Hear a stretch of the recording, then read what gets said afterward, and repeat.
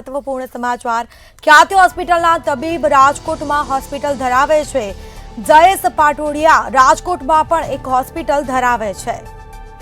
Vidyanagar main road પર new life hospital ધરાવે છે। તો ડોક્ટર સંજય પાટોડિયા આજે 6 જેટલા ઓપરેશન કરવાના હતા,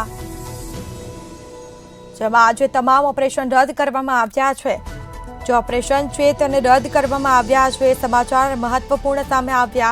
ख्याति होस्पिटलना तबीब राजकोटमां होस्पिटल धरावे छे। एक बाद एक नवा खुलासाओ थई रह्या छे। संजय पाटोडिया राजकोटमां पण एक होस्पिटल धरावता होवानुं सामे आव्युं छे।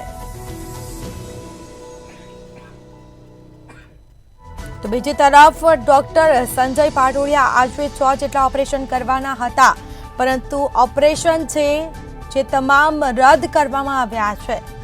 तो तमाम ऑपरेशन रद्द करवामां आव्या छे, जेमां तबीबनी ओपीडी पण रद्द करवामां आवी छे। तो संजय पाटोडिया राजकोटमां पण एक होस्पिटल धरावता होवानुं सामे आव्युं छे। विद्यानगर मेन रोड पर न्यू लाइफ होस्पिटल धरावे छे संजय पाटोडिया, જેમાં ડોક્ટર સંજય પાટોડિયા આજે 6 જેટલા ઓપરેશન કરવાના હતા, પરંતુ તમામ ઓપરેશન રદ કરવામાં આવ્યા છે। અમદાવાદની ખ્યાતિ હોસ્પિટલમાં જે પ્રકારની ઘટના ઘટી ત્યારબાદ કહી શકાય કે એક ચોંકાવનાર વિગતો સામે આવી છે। અમદાવાદના ડોક્ટર સંજય પાટોડિયાની જે હોસ્પિટલ જે પ્રકારની છે, એવી રીતના રાજકોટમાં પણ તેઓ હોસ્પિટલ ધરાવે છે। આપણી સાથે મેડિકલ ઓફિસર છે, એમની સાથે વાત કરશું।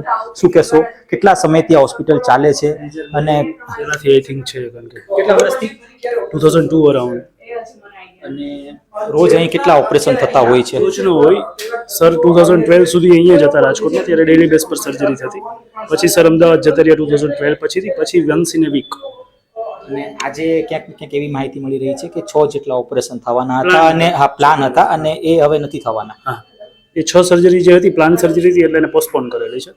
શા કારણે આ પોસ્ટપોન? અમદાવાદનું સર અત્યારે નીકળી નહીં શકે, એટલા માટે થઈને એમને કાલે મેસેજ ફોરવર્ડ કર્યો કે કાલની બધી સર્જરીઓ આપણે પોસ્ટપોન કરીએ। આ જે હોસ્પિટલ છે તે કોના માલિકીનું છે? ડોક્ટર સંજય પાટોડિયા। એમની સાથે બીજા કોઈ ભાગીદાર કે પોતે? અહીંયા ઇન્ડિવિજ્યુઅલ છે અત્યારે સર, પાર્ટનર એક જ છે, સિંગલ। અને આપ કઈ પ્રકારની જવાબદારી નિભાવો? મેડિકલ ઓફિસર છીએ હું, પેલા મેડમ બને મેડિકલ ઓફિસર છીએ। અને અંદાજિત કેટલા દર્દીઓ અહીં રેગ્યુલર આવતા હોય છે રોજ વોકિંગ્સમાં? ફર્સ્ટ ડેની ઓપીડી તો વોકિંગ ઘણી બધી વધારે હોય છે। રૂટીન ડેઝમાં સર ન હોય, એટલે અમારી પાસે ફોલોઅપમાં તો રોજના 5-10 પેશન્ટ હોય, પણ થર્સડેના ઘણો બધો રસ હોય। તમારો કઈ સંપર્ક થયો છે સંજય પાટોડિયા સાથે? લાસ્ટ એમનો જે વાત થઈ પછીથી નથી થઈ, કાલ સાંજથી।